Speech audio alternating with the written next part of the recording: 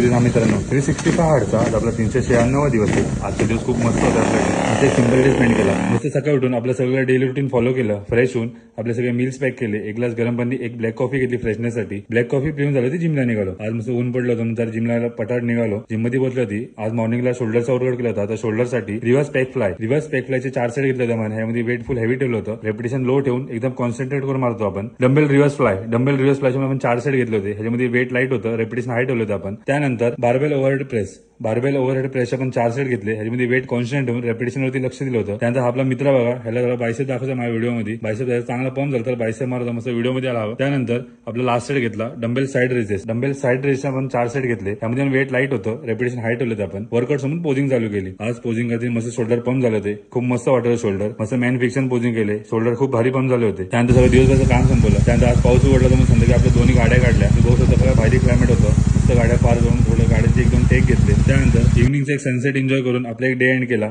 Jai Shriram.